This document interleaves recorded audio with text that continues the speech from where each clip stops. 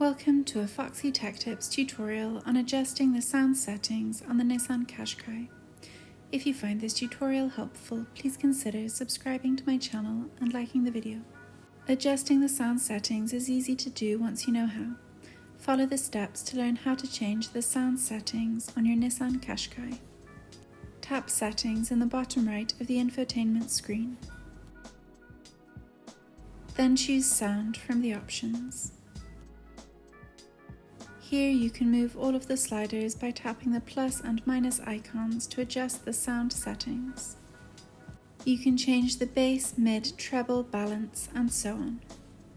If you scroll to the bottom, you can change the speed sensitive volume. And that draws an end to this tutorial. Please like the video if you found it helpful and subscribe to Foxy Tech Tips for more Nissan Qashqai tips and tricks.